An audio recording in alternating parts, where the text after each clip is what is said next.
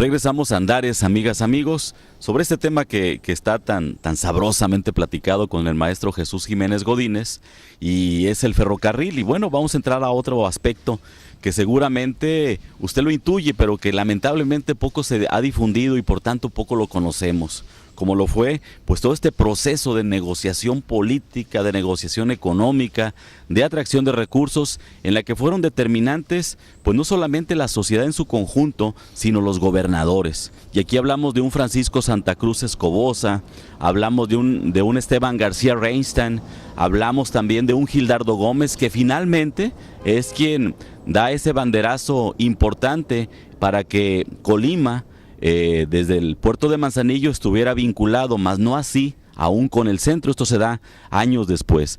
Maestro Jiménez Godínez.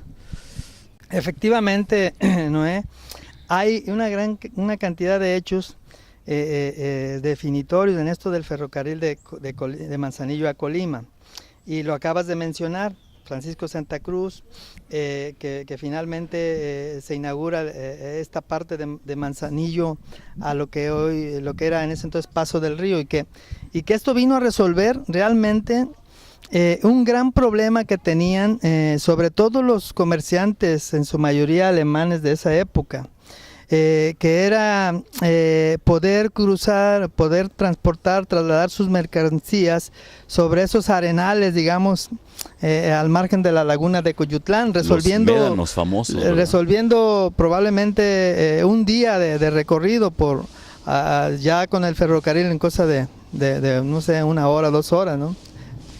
Considerando sí, la distancia. En términos comparativos, maestro, hay que puntualizar, por ejemplo, el hecho de que para ir de la Ciudad de México a Veracruz en carreta o a caballo se hacían 7 días. Con el ferrocarril se reduce a 2 días. Y ahí la comunicación también hay que mencionarlo, porque es el contexto, estimado Noé, cultural y económico y social de la época. Antes del ferrocarril, el estadounidense Augusto Morrill, un homeópata farmacéutico de esa época, muy apreciado por la vida social y cultural y de los propietarios de Colima, ¿no? Tenía un vaporcito que recorría, así es, esos 30 y tantos kilómetros, ¿no?, de la laguna de Coyutlán. Supongo que cuando el agua estaba a buen nivel, ¿no? Vapor Colima. Ándale. 50 kilómetros de recorrido, de Manzanillo a Coyutlán. Sí. Entonces fue muy importante ese tramo. Ya después efectivamente vienen problemas económicos muy fuertes que hacían difícil que continuara ya en su parte, digamos, de lo que hoy es Armería, aquí donde estamos, aquí a la ciudad de Colima, ¿no? Que pasaron 5 o 6 años, ¿no?, más o menos de vicisitudes económicas en que hubo impuestos especiales para apoyar esta obra que ha representado, me atrevo a decirlo, en la historia económica moderna de Colima, la gran expectativa de ingresar a una vida de progreso y de bienestar, como hoy efectivamente lo representa el puerto de Manzanillo. Entonces es muy importante ubicar los tiempos estos, ¿no? Viene efectivamente en el intermedio entre que se inauguró el ferrocarril de Manzanillo a Armería y en que llegó aquí a Colima, hubo también la participación del gobernador Esteban García. Este gobernador le echó muchas ganas, pero fracasó absolutamente. Hay en los registros de la historia, de las hemerotecas, no sé si en el Congreso existe este informe, donde habla del viaje que tuvo que hacer precisamente a San Francisco, California, a reunirse allá con personeros de este magnate ferrocarrilero que era Jay Gould, y entre ellos con el general William Jackson Palmer, que mencioné hace rato, y que finalmente era el ejecutivo, ¿no?, por decirlo así, accionista mayoritario de la Compañía Constructora Nacional Mexicana. Esteban García fracasó rotundamente y vino el hacendoso, el industrioso y el ilustradísimo Gildardo Gómez, humanista además. esto es interesante porque antes los gobernadores tenían la formación rigurosa de haber sido secretarios, secretarios de gobierno y redactores del periódico oficial del Estado de Colima. Era una condición prácticamente. Entonces aprendían a redactar, aprendían a gobernar, aprendían a conocer la estructura, digamos, de gobierno oficial y cultural. Es muy interesante los discursos de esos gobernadores de esa época en que el monopolio de la prensa, que era el periódico oficial, pues tenía a redactores ilustres. Incluso, saliéndome un poquito del tema, el abuelo de nuestro premio Nobel, Octavio Paz, Irineo Paz, estuvo aquí en Colima como secretario y también participó con escritos contundentes y diríamos hoy de combate, como él se distinguía. 1856 estuvo por acá don Irineo Paz, bisabuelo del Nobel Octavio Paz. Entonces el ferrocarril Noé tuvo diferentes hechos, circunstancias y personajes. Una de los más relevantes fue una huelga de trabajadores que se da en este tramo de Cuyutlancillo y el Tajo o Manzanillo, pues, donde por primera vez en la historia seguramente del occidente de México se tiene una manifestación de características, digamos, laborales, de conflictos de trabajo. Cuando no había esta cultura, ¿verdad? Cuando no había esta cultura, porque acuérdate que, y es muy grave volver a esos tiempos, si bien el altruismo, la filantropía nos lleva a establecer, digamos, asociaciones de ayuda mutua, todo se dejaba a un criterio de oferta y demanda, pero no había garantías. Y menos en esa época del porfiriato tan dura para los jornaleros, los operarios del ferrocarril en este caso. Les prometen un sueldo de 75 centavos, que era un poquito más alto que la media que se pagaba en la región. Ya quien ganaba 75 pesos, sobre todo un trabajador de Sayula que se desplazaban por esta parte de Jalisco para acá, era como ir al norte, digamos hoy, ¿no? Sí, a cambiar dólares. Pero luego no les establecieron con precisión, o no quedó muy bien comprendido, que durante el estiaje, que durante las lluvias, por ejemplo, el pago iba a ser de 75 centavos y durante el estiaje de 62,5 centavos, porque se supone que había menos riesgos y entonces se levantan en huelga más de 1,500 trabajadores. Pongámonos a pensar cuántos trabajadores podría haber tenido en ese tramo la construcción del ferrocarril, cerca de 2,000. No sé cuántos pudo levantarse ahora con esta obra tan importante en la regasificadora, la empresa esta, pero en ese entonces el hecho de que se hayan puesto unos momentos en huelga cerca de 2,000 trabajadores, pues es relevante, ¿no? Una población de menos de 100,000 habitantes en todo el estado.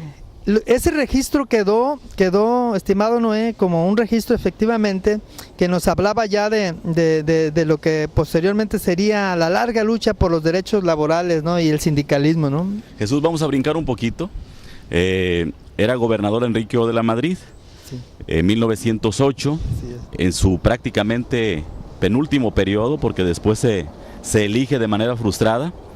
Y bueno, Enrique O. de la Madrid, heredero en el cargo de Francisco Santa Cruz, que fue el factotum, el dictador, el homónimo prácticamente de un Porfirio Díaz, ya que él aquí durante varios periodos pues es el jefe del gobierno. Así es. De tal manera que con Enrique Octaviano de la Madrid, ya con algunos levantamientos, algunos alzamientos en diferentes regiones de nuestro país, se inaugura el ferrocarril. Alzamientos que no le preocupaban a Porfirio Díaz de ninguna manera, el 12 de diciembre de 1908. Y con el ferrocarril, que ya se vincula a Guadalajara finalmente y a la Ciudad de México, se inauguran las obras del puerto de Manzanillo, lo que fue el inicio del primer muelle de atraque. Así es. Y se eleva a Manzanillo a la categoría de puerto de altura y cabotaje. Así es. Estamos hablando aquí de un boom de Colima con relación al centro, en el ámbito comercial, pero también Jesús creo que es obligado a hablar sobre el tendido de las vías. ¿Por qué se hizo por esas regiones? Yo quisiera que nos comentaras. Efectivamente, el aspecto del tendido de rieles en todas partes en esa época los propietarios buscaban que el ferrocarril circulara por cerca de sus ranchos, de sus haciendas, de sus propiedades. Ese es un aspecto interesante que ya está investigado y se ha llegado a eso. Pero en el caso del tendido del ferrocarril en esta parte, digamos, del sur de Jalisco y del occidente de Jalisco, hubo un gran debate ahí, digamos, de intereses, ¿no? Había quienes proponían que este ferrocarril efectivamente no tocara Manzanillo, sino tocara San Blas, es decir que en la parte, digamos, ¿qué sería? La parte de Jalisco, la parte norte-occidente de Jalisco, y que pudiera ser San Blas, es el punto del Pacífico en donde se conectaría el ferrocarril interoceánico. Hubo un personaje de Ciudad Guzmán, si mal no recuerdo ahorita el nombre, Maximiano Ponce, que hizo una argumentación muy importante de por qué debía tenderse el ferrocarril por el sur de Jalisco, en consecuencia por Tuxpan y de ahí por las barrancas estas de Beltrán hacia Colima. Y argumentaba que el ferrocarril en ese sentido pues comunicaría a Jalisco y comunicaría a Colima y comunicaría a diversas regiones que tenían en ese entonces una economía realmente interesante, como la propia Sayula y la propia hoy Ciudad Guzmán, ¿no? Y uniría más pueblos y resolvería grandes problemas para abastecer, por ejemplo, de mercancías y productos a una ciudad que también compitió mucho por Colima y que hizo muchísimo también por el ferrocarril, que fue la ciudad de Guadalajara. Y estamos hablando de que concretamente en Colima pasa por las principales haciendas de la época, Jesús. Así es, y te digo, se analizan los documentos de ¿qué serán? En el registro público de la propiedad, y vas encontrando que estos propietarios tuvieron que en algunos casos donar y en otros casos pedir la indemnización respectiva para que el ferrocarril se construyera en este tramo que hoy lo conocemos, ¿no? Y que obviamente daba valor y estatus a sus propiedades y a sus familias. Mira, Noé, el estatus que generó el ferrocarril es muy importante. Aquí nosotros estamos ahorita aquí en la estación esta, y aquí enfrente estaba lo que se denominó el Parque Progreso en relación a esta inauguración del ferrocarril. Y si analizamos, bueno, ahorita ya se han caído muchas fincas con los sismos frecuentes, pero había toda una serie de vistosas construcciones que hablan de que la gente quería estar en la vía del ferrocarril, como hoy cerca de la autopista. Era el progreso, Jesús. Ya nos tenemos que ir. Te agradezco mucho, maestro Jesús Jiménez Godínez. El tema da para mucho, estimado Noé, y ojalá se pueda. Seguramente haremos otro espacio y bueno, nos quedamos con el anuncio del presidente Enrique Peña Nieto en razón de que va a revitalizar al ferrocarril no solamente para el transporte de carga, sino también para el transporte de pasajeros. Ojalá y que esto se concrete en el corto plazo, como es el anhelo de millones de mexicanos, Jesús. Muy interesante, sobre todo que se tiene que pensar en tener comunicaciones, medios de transporte que no impacten tanto al entorno y que sean rápidos y eficientes y que tengan, digamos, un sentido social. Yo creo que mover gente en el transporte público genera economía. Mientras tengamos transporte público costoso, no se moviliza la gente, no hay detonación económica, no hay intensidad y relación comercial y cultural. Gracias, maestro. Nos quedamos con eso, nos vamos con ustedes y les recuerdo que en Andares seguimos andando.